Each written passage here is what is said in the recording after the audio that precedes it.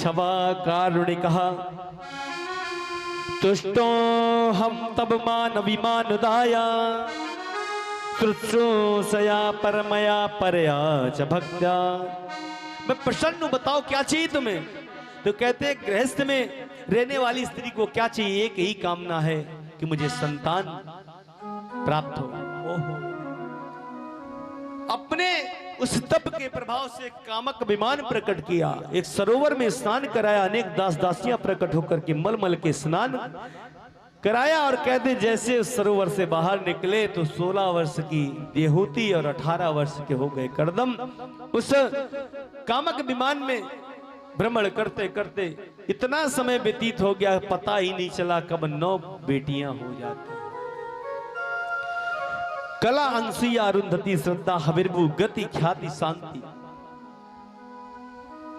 9 पुत्रियां जब हो गई तब कर्दम जी ने कहा, अरे हमने तो कहा था 1 होगी, 9 हो गई, मैं जा रहा हूं तप करने के लिए, मुझे चक्कर में नहीं पड़ना।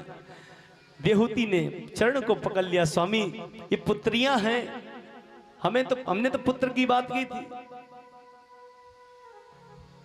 बोले फिर इनकी जिम्मेदारी कौन संभालेगी? इनका ब्याह कर दो ना, तब आप चले जाना हो, लेकिन हमें तो पुत्र चाहिए। तब कर्दम ऋषि को ध्यान आया कि भगवान से मैंने वादा किया था कि प्रभु जब आप हमारे पुत्र बन के आओगे तब हम विवाह करेंगे। तो वो समय आ गया है।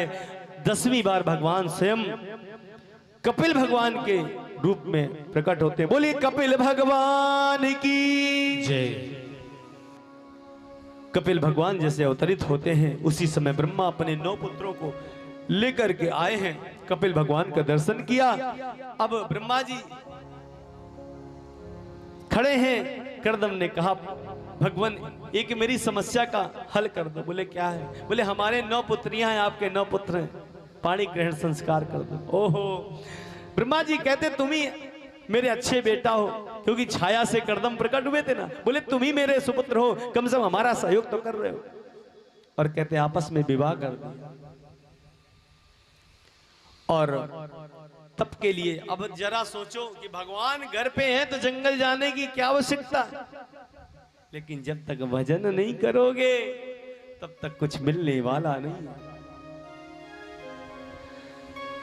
जब कर्दम ऋषि जंगल को चले गए, कपिल भगवान बैठे हैं। कपिल भगवान को देखा, समझ गए ये तो परमात्मा है, फिर भी आज मेरे पुत्र बन के आए हैं, प्रश्न जरूर करेंगे। क्या कहते हैं? निर्विणाम नितराम भूमन सादिंद्रियदर्शनात्। हे प्रभु, इस संसार में जितना मैंने सुख भोगा है, शायद ऐसी कोई दुनिया में स्त्री होगी जितना सुख मुझे मिला इतना किसी को नहीं।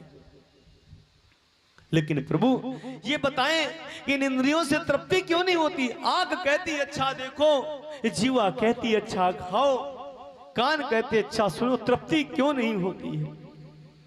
आज से हम तुम्हें अपना